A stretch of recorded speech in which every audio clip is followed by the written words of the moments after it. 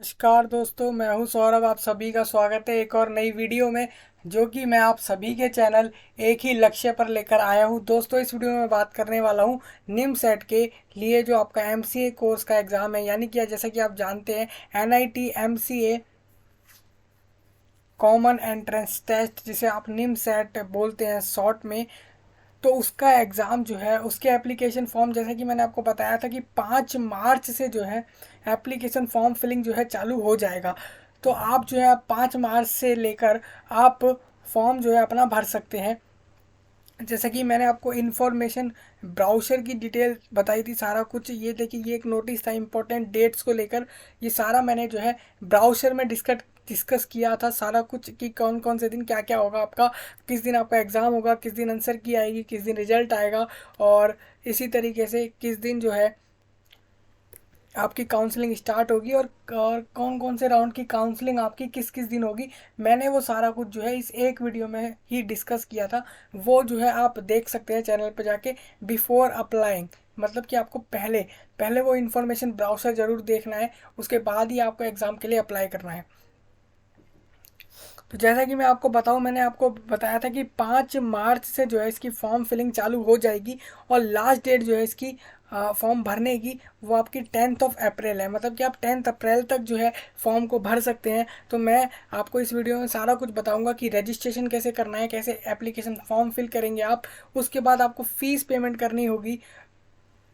फिर उसके बाद आपको फाइनली उसका ऐसा आपको एप्लीकेशन फॉर्म का जो है प्रिंट आउट लेना होगा। ये निमसेट के लिए मैं बात कर रहा हूँ। निमसेट के लिए जो आपका एमसीए कोर्स के लिए एडमिशन होता है एनआईटी के अंदर, नेशनल इंस्टीट्यूट ऑफ टेक्नोलॉजीज़ हैं, वो इस बार जो है 9 एनआईटीज़ हैं, जिसके अंदर जो है निमसेट के एग्ज़ाम के बाद आपका एडमिशन होगा। देखिए, ये वो online registration and application form link है। इससे ही आप जो है फॉर्म भर पाएंगे। मैं जो है वेबसाइट का लिंक आपको डिस्क्रिप्शन में दूंगा, जिससे कि आप जो है आसानी से जो है फॉर्म भर सकेंगे। अब जो कैंडिडेट पहले से लॉगिन है, वो अपने एप्लीकेशन फॉर्म पे डायरेक्ट लॉगिन करके जा सकता है, अपना एप्लीकेशन नंबर डालकर और पासवर्ड डालकर, जो उसने अपना एप्लीकेशन फॉर्म भरने से पहले क्रिएट किया था। अब मैं इसी तरीके से आपको बताता हूँ रजिस्ट्रेशन और एप्लीकेशन फॉर्म फिलिंग का प्रोसेस कैसे होगा। देखिए, आप जैसे ही online registration and application form link पर क्लिक करेंगे, आपके सामने कुछ इस तरीके से विंडो आ जाएगा। इस विंडो पे 3-4 इंस्ट्रक्शन है, इसको आप ज़रूर पढ़ लेना। वैसे इंस्ट्रक्शन में यही है कि आप जो है मोजिला फायरफॉक्स को, या फिर गूगल क्रोम को, या फिर एज क्रोमियम को ही यूज़ करें एप्लीकेशन फॉर्म भरने के लिए, क्योंकि वहाँ से आप आसानी से जो है फॉर्म भर पाएंगे, ऐसा बोला गया। ये क्या है? ये एक ब्राउज़र है, जैसे कि आप गूगल का ब्राउज़र यूज़ करते हैं फॉर्म फिल करने के लिए, इस तरीके से इनमें से कोई भी ब्राउज़र यूज़ कर सकते हैं। नेक्स्ट आपको बताऊं, तो नेक्स्ट बात ये है कि आप अगर एंड्रॉयड से फॉर्म भर रहे हैं, एंड्रॉयड मोबाइल या एंड्रॉयड वर्जन से भर रहे हैं, तो वर्जन 4 से ऊपर का होना चाहिए। अगर आप iOS से भर रहे हैं तो वर्जन जो है 9 से ऊपर का होना चाहिए, तो आप आसानी से फॉर्म भर पाएंगे। और एक में ये इसमें ये बोला गया है कि जिन भी फील्ड के आगे स्टार लिखा है, स्टार बना है, एस्ट्रिक है, वो फील्ड आपको ज़रूर भरनी होंगी फॉर्म के अंदर। जैसे कि आप देख रहे हैं पीछे आपको एप्लीकेशन फॉर्म दिख रहा है, यहाँ पे स्टार से दिख रहे हैं आपको। ये वाली चीज़ें ज़रूर आपको भरनी होंगी जहाँ भी फॉर्म के अंदर आपको दिखेंगे। नेक्स्ट थिंग आपके यहाँ पे ये है कि instructions and important link will guide you to fill the online application form accurately. Please read them carefully before making your choice. The following sequence shall be observed while filling the online application form.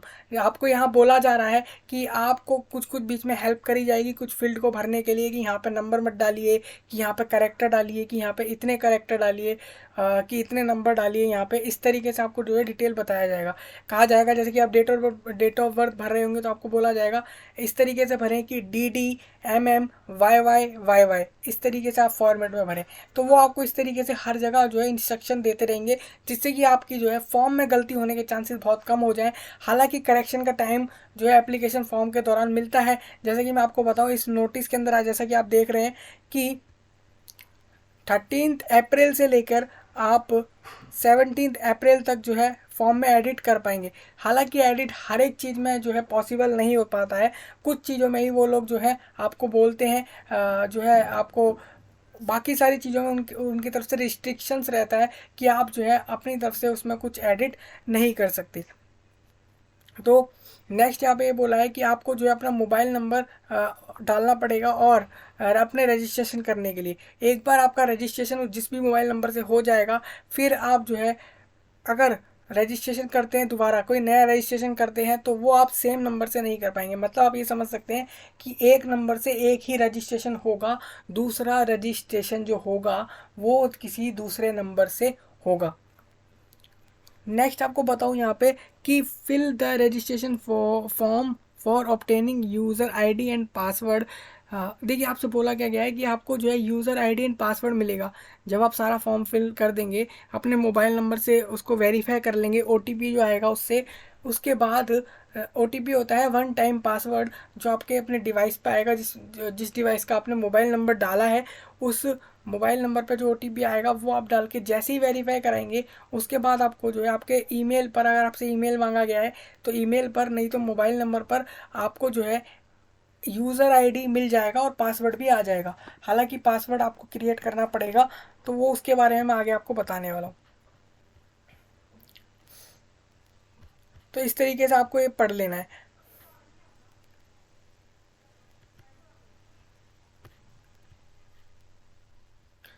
देखिए यहाँ पे आपसे क्या बोला गया है, यहाँ पे यही बोला गया है, बस इसको आपको आई एग्री करना है, ज़्यादा इस पे ध्यान अभी नहीं देना है। नेक्स्ट आपको बताता हूँ मैं किस किस तरीके से आपको फॉर्म फिल करना है। देखिए यहाँ पे आपको क्या करना पड़ेगा, नेम ऑफ द एप्लीकेंट, यहाँ पे जो अप्लाई कर रहे हैं जो भी स्टूडेंट है उनको अपना नाम डालना है।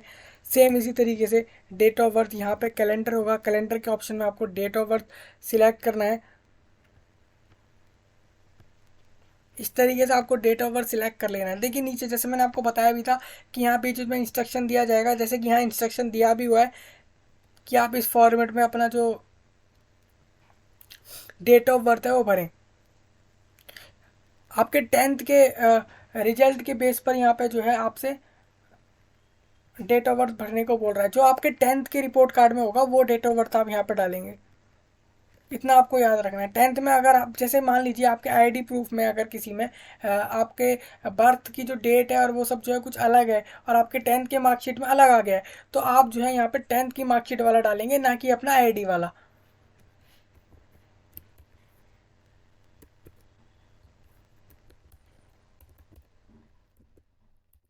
अब देखिए यहाँ पे आपको एक मोबाइल नंबर डालना होगा अपना, फिर उसी मोबाइल नंबर को आपको यहाँ पे कंफर्म करना है।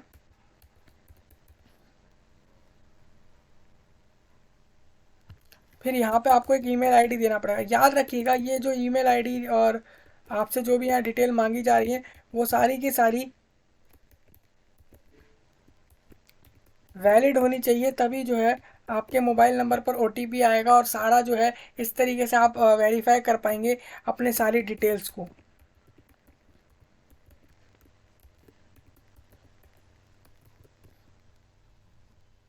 अब देखिए यहाँ से मैं जनरेट कर रहा हूँ ओटीपी। पहले मुझे क्या है, मुझे ये जो ऊपर आ रहा है सेम एज इट इज़, जो ऊपर आपको दिख रहा होगा कैप्चा इसे बोलते हैं, जैसा लिखा आता है वैसा ही आपको एज इट इज़ डाल देना है और सबमिट के बटन पर क्लिक करना है।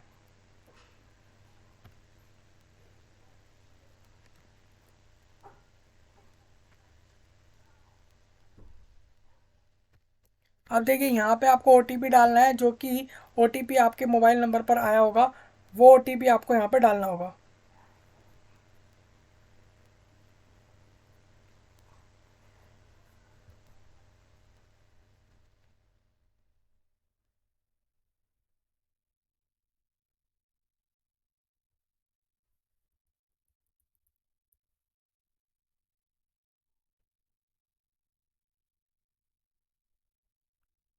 ओटीपी जैसे अगर नहीं आएगा तो आप दोबारा भी ओटीपी जो है इस तरीके से मांग सकते हैं, मतलब कि आप कह सकते हैं कि आपको दोबारा ओटीपी जो है वो सेंड किया जाए।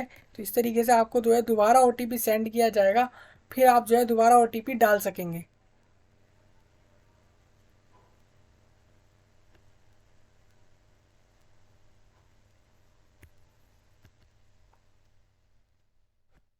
ये आपको अपने अपने ईमेल पर चेक करना होगा, जो भी आपने यहाँ पर ईमेल डाला है उसके ऊपर जो है वहाँ पर जो है आपको ओटीपी आएगा, वो आपको जो है यहाँ पे डालना है।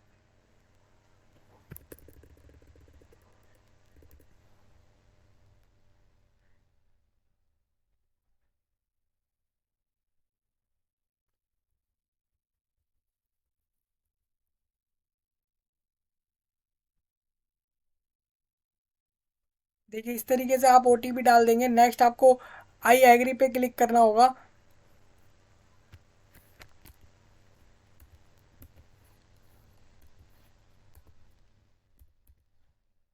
फिर आपको एक कैप्चा डाल के री वेरीफाई करना है। अब देखिए आपसे क्या आपको यहाँ पे बोला गया है वेरिफिकेशन फॉर, आपको full name of the applicant जो है सौरभ, जो मैंने नाम डाला है यहाँ पे, डेट ऑफ बर्थ जो है वो आप देख सकते हैं, जेंडर यहाँ पे आ गया, मोबाइल नंबर, ईमेल आईडी सब आ गया। आपको एक बार जो है इसको चेक कर देना है, सबको सब कुछ जो है टिक कर देना है। अगर कुछ चेंज हो तो अभी के अभी जो है आप कर सकते हैं, ऊपर जाके कोई भी चेंज कर सकते हैं। जैसे कि आपने ऊपर जहाँ पे आपको दिख रहा होगा मैंने आई एग्री पे क्लिक करा है, मैं इसको हटा दूंगा और यहाँ पे कोई भी चेंज करना होगा मैं अभी के अभी दोबारा कर सकता हूँ। फिर आपको सबमिट करना है।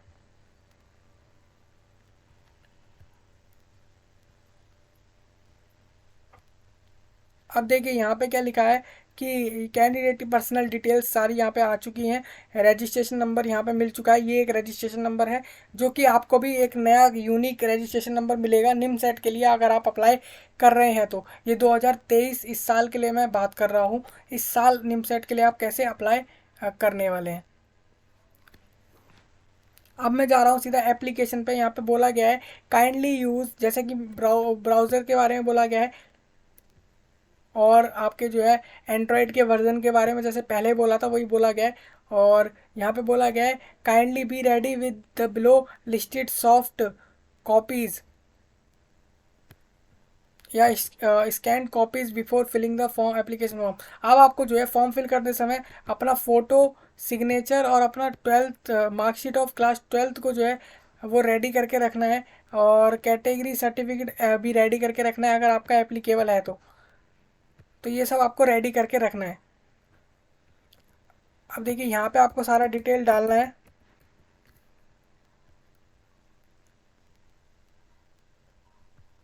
यहाँ पे आपको कैटेगरी सिलेक्ट करनी है। देखिए कैटेगरी आपको यहीं पे सिलेक्ट करनी है, ओपन में आ रहे हैं, ओपन ईडब्ल्यूएस में आ रहे हैं या ओबीसी में। देखिए मैं आपको बता दूं, एप्लीकेशन फॉर्म फिल करते समय उसके बाद जब आप फीस पेमेंट कर देंगे, जब आपका फॉर्म सबमिट सक्सेसफुली हो जाएगा उसके बाद आप अपने कैटेगरी को चेंज नहीं कर सकते आगे कभी भी, जब तक रिजल्ट आएगा उसके बाद भी नहीं कर सकते।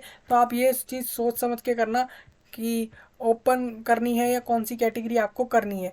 और यहाँ पे एप्लीकेंट फ़ोटो आईडी, यहाँ पे आपको फ़ोटो आईडी मांगी जा रही है, जिसमें आपको voter ID, passport, pan card इनमें से, या फिर photo pasted centralised bank passbook भी यहाँ पे आप लगा सकते हैं। इनमें से कोई सा भी डॉक्यूमेंट आपको जो है यहाँ पे लगाना होगा। उस आइडेंटिफिकेशन का आपको यहाँ पर नंबर डालना है, जो भी वो नंबर है। फिर आपको क्या करना है, पर्सन विद डिसेबिलिटी में अगर आप आते हैं तो यस सिलेक्ट करना है, अदरवाइज आप नो सिलेक्ट करेंगे यहाँ पे। अब कॉन्टैक्ट डिटेल में यहाँ पे आप अल्टरनेट नंबर चाहें तो दे सकते हैं, नहीं तो आप ना भी चाहें तो कोई यहाँ पे इशू नहीं होगा।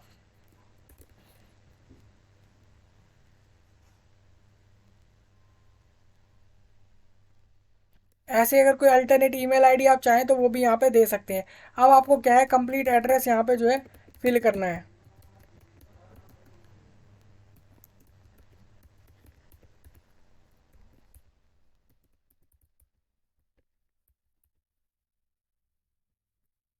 कंप्लीट एड्रेस आपको यहाँ पे डालना है, इतना आप याद रखना। अपने अपने हाउस का नंबर, अगर हाउस में कोई आपका गली नंबर है या कोई ब्लॉक है तो वो आपको एज इट इज़ डालना है। आपके एरिया का सारा जो एड्रेस है वो यहाँ पे आपको एज इट इज़ डाल देना है।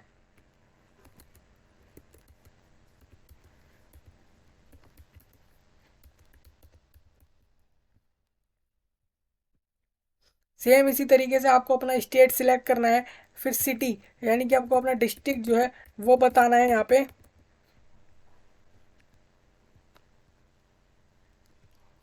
देखिए यहाँ पे आपसे तालुका पूछा गया है, वो भी आपको यहाँ पे बताना पड़ेगा।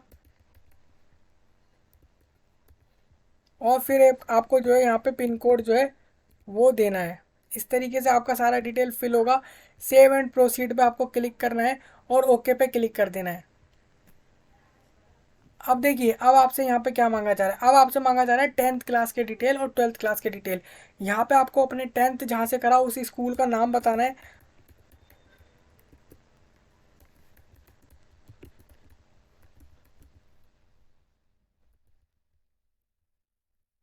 फिर आपको बोर्ड का नाम बताना है, किस बोर्ड से आपने किया अपना 10th क्लास। फिर आपको ये बताना है कि कौन सी साल में, year of passing class 10th SSLC, आपने क्लास 10 जो है किस साल में पास किया, वो आपको जो है वो भी यहाँ पे जो है आपको बताना है। रिजल्ट टाइप बताना है, रिजल्ट आपका परसेंटेज में आया, CGPA में आया, वो आपको यहाँ बता देना है। अगर CGPA में आया होगा तो फिर आपको वो सब वहाँ पे डालना पड़ेगा। अब आपको यहाँ पे अपना परसेंटेज बता देना है, कितने परसेंटेज आपके आए, तो वो यहाँ पे आपको डालने होंगे।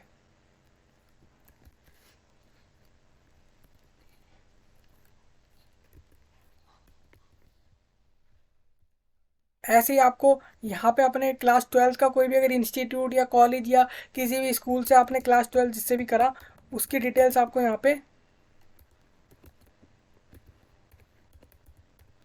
डाल देनी है। फिर नेम ऑफ द बोर्ड, फिर किस बोर्ड से किया वो भी आपको डालना पड़ेगा यहाँ पे।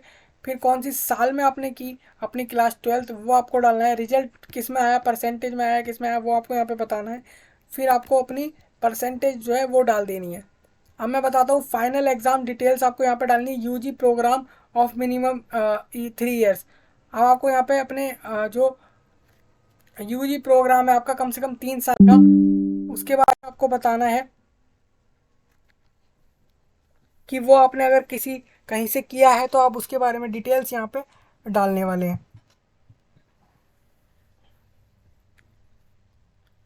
जैसे कि आपको यहाँ पे बताना है कि इनमें से क्या कोई डिग्री थी, पहले तो आपको येस और नो में सिलेक्ट कर लेना है। अब आपको बताना है मैथमेटिक्स या स्टैटिस्टिक्स और both as one of the subject of UG programme. देखिए यहाँ पे क्या है, या तो मैथमेटिक्स या फिर स्टैटिस्टिक कम से कम आपके आपके वो बैचलर डिग्री के कोर्स में जो है वो होनी चाहिए।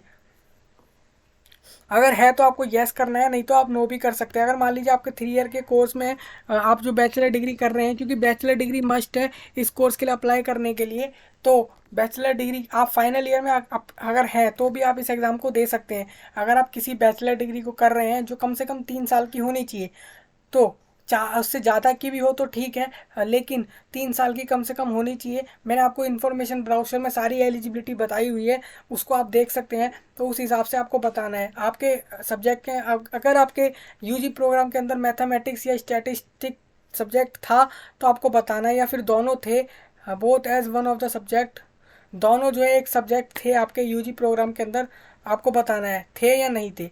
नहीं थे तो आप नो करेंगे, नहीं तो यस कर देंगे। डिग्री आपको यहाँ पे चुन लेनी है। अभी देखिए मैं आपको पहले बताता हूँ एक चीज़, यहाँ पे जब तक मैंने यहाँ पे अगर जैसे मैंने नो करा तो यहाँ पे क्या है, डिग्री के ऑप्शन में मेरे को BE BTech ही मिलेगा। मतलब क्या है कि मतलब मेरा जो है 3 साल का कोर्स नहीं है, तो इसका मतलब सिंपल सी बात है वो कोर्स जो होगा वो BE या BTech होगा, क्योंकि वो जो है वो 4 साल का कोर्स होता है। इसीलिए अगर आपका 3 साल का कोर्स है तो उसके लिए आपको यहाँ पे बताना होगा। 3 साल के कोर्स वालों के लिए इन्होंने ऑप्शन दिया है मैथमेटिक्स स्टैटिस्टिक्स जो है सब्जेक्ट होना चाहिए। अगर वो नहीं है तो क्या होता है उसमें भी मैं आपको बता देता हूँ। उसमें जैसे आपने यहाँ पे नो करा है तो you are not eligible for NIMCET 2023। देखिए यही चीज़ मैं आपको जो है फील्ड चेंज करके दिखाना चाह रहा था। ये एक इंपॉर्टेंट चीज़ है यहाँ पे जानने के लिए कैंडिडेट को अप्लाई करते समय। क्यों? क्योंकि जैसे आपको देखिए मैंने यहाँ पे 3 ईयर में जैसे नो करा, तो मतलब क्या है कि मेरा जो यूजी प्रोग्राम है जिसमें मैं अभी बैचलर कर रहा हूँ वो 3 साल का नहीं है। सिंपल, तो वो 3 का नहीं है तो 4 का होगा। तो 4 के यहाँ पे सिर्फ 2 ही कोर्स हैं जिनकी जो जिसके लिए कैंडिडेट अप्लाई कर सकता है, या तो BE से कर सकता है या BTech से कर सकता है। ये वाले दो कोर्सेज के स्टूडेंट जो है वो अप्लाई कर सकते हैं। लेकिन जो जिनका 3 साल का कोर्स है उनको बोला गया है कि उनके पास मैथमेटिक्स स्टैटिस्टिक जरूर होनी चाहिए एक सब्जेक्ट के तौर पर यूजी प्रोग्राम में। ये मैं बार बार इसीलिए बोल रहा हूँ क्योंकि ये जो है बहुत मेजर कंडीशन है, क्योंकि ऐसे बहुत से जगहों पे BCA या फिर ऐसे बहुत से कोर्सेज हैं जो यहाँ पे लिस्ट में आपको दिखेंगे, उन ये जैसे ये कोर्सेज आपको दिख रहे हैं, इनमें बहुत से में ऐसा है कि मैथमेटिक्स जो है कहीं ना कहीं जो है नहीं पढ़ाया जाता है एज अ सब्जेक्ट। तो आप एलिजिबल नहीं है, ये बात आपको माननी पड़ेगी कि आप निमसेट 2023 का नहीं दे पाएंगे। अब देखिए जैसे मैंने येस सिलेक्ट करा, अब मैं यहाँ से अपना कोर्स सिलेक्ट कर लूँगा, जो भी मेरा कोर्स है जिसमें भी मैं बैचलर कर रहा हूँ। एनी अदर भी यहाँ पे सिलेक्ट कर सकता हूँ, मतलब इस लिस्ट में अगर उसका नाम नहीं है, मतलब समझिए इस लिस्ट, मान लीजिए आपका जो बैचलर का कोर्स है उसमें आपने बैचलर डिग्री कर ली है या अभी फाइनल ईयर में है, ठीक है, वो 3 साल की है, वो डिग्री जो है 3 साल की है। दूसरी बात ये है कि वो जो है इस इनमें से कोई कोर्स नहीं है, वो कोई दूसरा ही कोर्स है आपका, वो इस लिस्ट में नहीं है, तो आप एनी अदर पर सिलेक्ट कर लेंगे। बट उसमें मैथमेटिक्स सब्जेक्ट होना चाहिए, किसी ना किसी सेमेस्टर में आपने मैथमेटिक्स पढ़ा हुआ होना चाहिए, ये आपसे बोला जा रहा है यहाँ पे। अब जैसे आपने BCA सिलेक्ट किया है, अब BCA के बाद आपको फाइनल एग्ज़ाम स्टेटस बताना है। यहाँ पे फाइनल एग्ज़ाम स्टेटस आपको ये बताना है कि अभी आप पास आउट हो चुके हैं BCA, जैसे मैंने डाला है BCA डिग्री, आप अपनी डिग्री यहाँ पे डालेंगे, अपना कोर्स को यहाँ पे डाल देना। उसके बाद आपको चूज़ करना है कि पास आउट हैं या फिर अपियरिंग है। तो अगर आप जैसे पास आउट डालते हैं तो आपसे रिजल्ट की सारी डिटेल आपसे मांगेगा, वो परसेंटेज और ये सब कुछ। तो अपियरिंग में आपको बता रहा हूँ, अपियरिंग वालों के लिए सिंपल अपियरिंग वाले मतलब फाइनल ईयर में है अभी 23 में। ऐसा नहीं है कि जो सेकंड ईयर में फर्स्ट ईयर में है तो वो अप्लाई नहीं कर सकता है। अब यहाँ पे आपको जो है अपने यूनिवर्सिटी का नाम डालना है, फिर उसके बाद इंस्टीट्यूट का नाम डालना है। जैसे कि मैं आपको दिखाता हूँ, ये मैंने यूनिवर्सिटी का नाम डाला। अब मैं जो है इंस्टीट्यूट का नाम डालता हूँ, ये मैंने इंस्टीट्यूट का नाम डाल दिया। अब मैं आपको एक और चीज़ दिखाता हूँ, अपियरिंग के अलावा अगर मैंने पास आउट किया तो देखिए यहाँ पे सब जो है सिनेरियो ही चेंज हो जाता है। कैसे कि किस साल में आपने पास किया वो आपको चूज़ करना है, 22 में किया, 21 में किया, 20 में किया, किस में किया, आपको वो चूज़ करना है। फिर यहाँ पे ये तो सेम रहेगा, रिजल्ट टाइप बताना होगा आपको कि परसेंटेज में आया कि CGPA में आया। फिर आपको यहाँ पे अपना रिजल्ट देना पड़ेगा, परसेंटेज या CGPA जो भी आपका आया। तो इस तरीके से आपको जो है करना है। हालांकि अपियरिंग वाले ज़्यादा होते हैं स्टूडेंट, क्योंकि उन वो कोई भी स्टूडेंट गैप नहीं करना चाहता है अपने एजुकेशन के बीच में, तो वो अपियरिंग वाले ही जो है हमेशा एग्ज़ाम के अंदर ज़्यादा होते हैं। फिर आप सेव एंड प्रोसीड पर क्लिक करेंगे और इसको ओके कर देंगे। अब देखिए, अब यहाँ से मैं आपको बताता हूँ यहाँ पे एक चीज़। अब आपसे बोला गया है कि आप जो है सेंटर चूज़ करिए। सेंटर चूज़ करने के लिए मैं आपको बता दूं कि यहाँ पे आपको 3 स्टेट चुनने हैं और उनमें उनके अंदर जो है आपको अपने अपने सेंटर जो है वो सिलेक्ट करने हैं। अब जैसे मैं यहाँ पे स्टेट चूज़ करता हूँ दिल्ली, तो दिल्ली के अंदर एक ही सेंटर है। अब इसके बाद आप दूसरा स्टेट चूज़ करेंगे,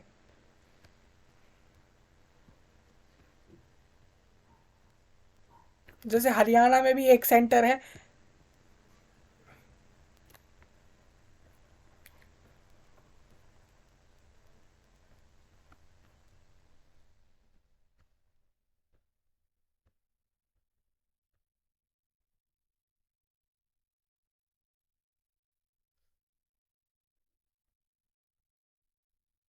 देखिए, उत्तर प्रदेश जो है उसके अंदर 4 सेंटर होने वाले हैं, क्योंकि उत्तर प्रदेश जो है वो एक बहुत बड़ा राज्य है। तो इस वजह से जो है वहाँ पे 4 सेंटर हैं। तो इनमें से आपको चूज़ कर लेना है, जो भी सेंटर आपका होगा वो आप यहाँ से सिलेक्ट कर लेंगे। इस तरीके से आपको अपने 3 सेंटर जो है वो चूज़ कर लेने हैं जहाँ पे आपको एग्ज़ाम देने जाना है। अब देखिए, अब आपसे बोला गया है कि आप अपनी फ़ोटो अपलोड कीजिए, फिर बोला गया है आप अपना सिग्नेचर अपलोड करिए, फिर बोला है कि फ़ोटो आईडी अपलोड कीजिए, मतलब कि ऐसा आईडी प्रूफ जिसमें आपकी फ़ोटो हो। फिर आपसे बोला है 10th की मार्कशीट, 12th की मार्कशीट और अपने फाइनल ईयर की मार्कशीट अपलोड करनी है।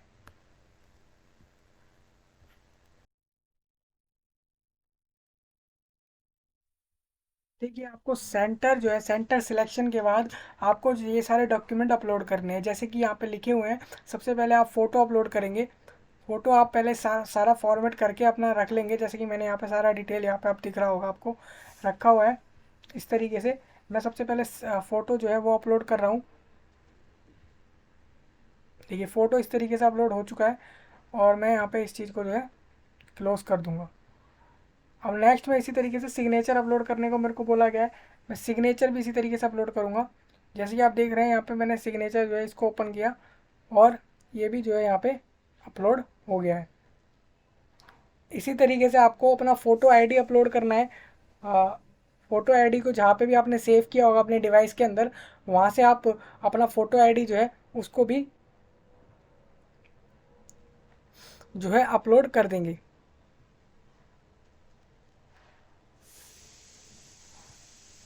इस तरीके से फ़ोटो आईडी अपलोड हो जाएगा।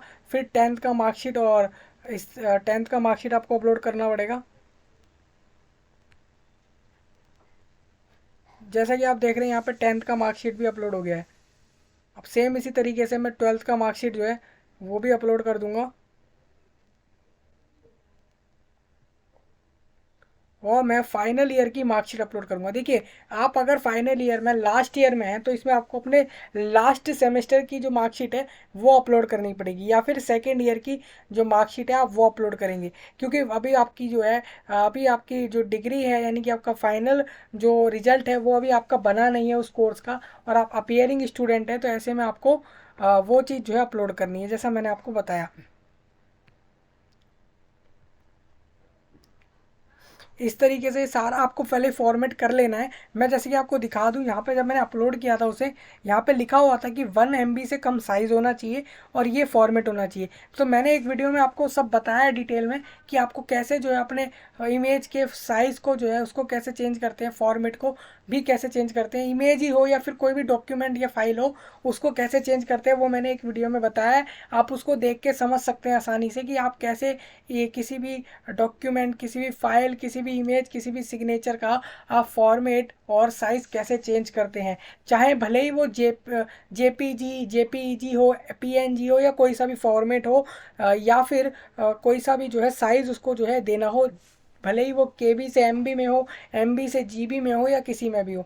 मैं आपको बता दूं, आपको फॉर्मेट सारा कुछ सेट करने के बाद अपने डिवाइस में उसको सेव करने के बाद ही आप उसको अपलोड कर पाएंगे यहाँ पे, उसके बिना आप यहाँ पे उसे अपलोड नहीं कर पाएंगे। अब देखिए यहाँ पे बोला जा रहा है 2500 फीस जो है यहाँ पे पे करनी है।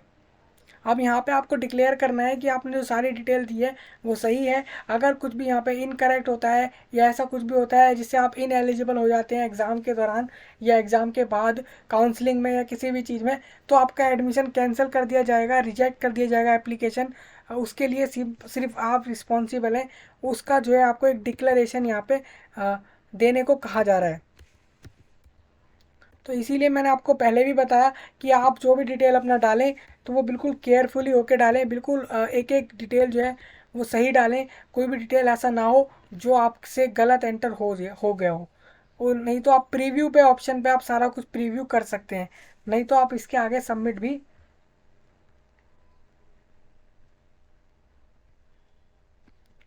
यहाँ पे आपसे बोला जा रहा है कि क्या एक बार आप देखना चाह रहे हैं जो भी आपने अपलोड किया है।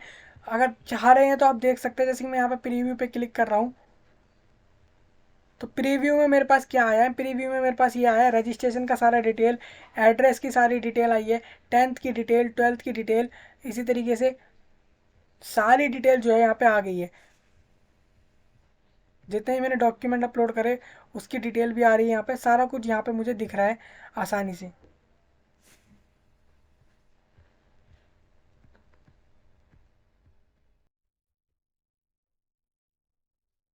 देखिए ये आपको फिर उसके बाद जब आप सारा कुछ चेक कर लेंगे, आपकी अगर कोई भी करेक्शन होगी वो करने के बाद आपको यहाँ पे सबमिट पे क्लिक करना होगा।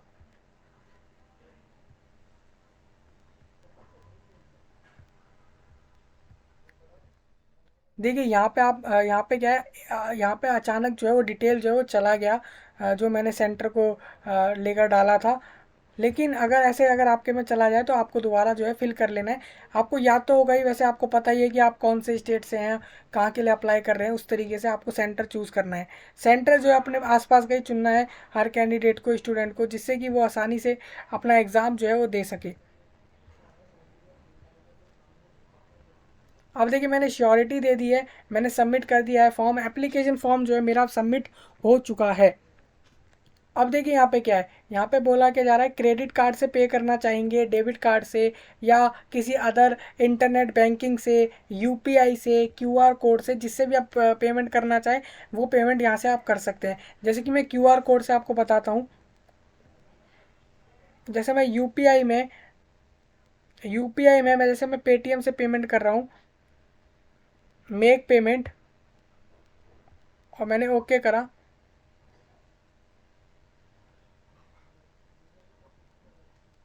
देखिए ये क्यूआर है, क्यूआर कोड है। अब देखिए अब मेरे को 2500 रुपीज़ पे करने हैं। मुझे 2500 ही क्यों पे करने हैं, क्योंकि मैंने जो है वो कैटेगरी जो चूज़ किया था वो जनरल था। आपको पता होना चाहिए कि किस कैटेगरी में कितनी फ़ीस लगने वाली है।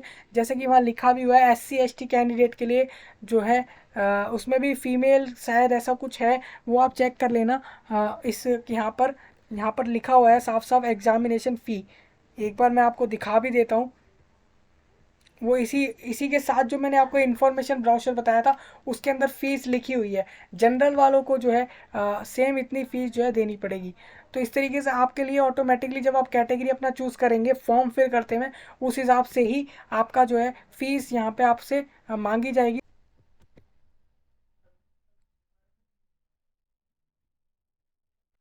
देखिए इसके बाद आपको सिंपल इनमें से किसी भी मेथड से आप पेमेंट कर देंगे, जिससे भी आपको सही लगे। जैसे कि मैंने क्यूआर कोड से पेमेंट का ऑप्शन चुना और इस पर सिलेक्ट करा, और उसके बाद मेक पेमेंट पे क्लिक करके प्रोसीड विद पेमेंट पे क्लिक करा, और सामने मेरे पास एक क्यूआर कोड डिवाइस में आएगा, उसको स्कैन करूंगा मैं दूसरे डिवाइस से और पेमेंट मेरा सक्सेसफुली हो जाएगा। अब पेमेंट होने के बाद क्या होगा ना कि आपका एप्लीकेशन फॉर्म जो है वो आपके सामने स्क्रीन पर आ जाएगा। उस पर आपको दिखने लगेगा एप्लीकेशन फॉर्म के ऊपर कि पेमेंट जो है वो सक्सेसफुली हो चुकी है, और आपका जो एप्लीकेशन फॉर्म है वो भी सबमिट हो चुका है। अब इस तरीके से आपको फॉर्म फिल करना होगा निमसेट 2023 के लिए। तो इस ये था पूरा प्रोसेस, कैसे जो है आप 2023 के लिए निमसेट एग्ज़ाम का जो है एप्लीकेशन फॉर्म भरेंगे। निमसेट एग्ज़ाम आपको दोबारा बता दूं मैं, जो कि आपके master of computer application program के लिए होता है। आपके इस बार 9 NITs हैं, उनके एडमिशन के लिए ये जो कोर्स है वो उसके लिए ये एंट्रेंस एग्ज़ाम होने वाला है, जिसकी फ़ीस जो है 2500 रुपीज़ और 1250 रुपीज़ दो पार्ट में बटी है, जो कि रिजर्वेशन के लिए अलग है और इसके लिए अलग है। सारा डिटेल आपको इन्फॉर्मेशन ब्राउचर में मिल जाएगा, वहाँ से आप सारा कुछ देख के उसके बाद ही फिल करें तो ज़्यादा अच्छा रहेगा। उससे आपको पता लग जाएगा कि आप पूरी तरीके से हर कंडीशन से इस पेपर के लिए एलिजिबल हैं या नहीं। तो दोस्तों इस वीडियो में इतना ही, मिलते हैं अगली वीडियो में, तब तक के लिए धन्यवाद।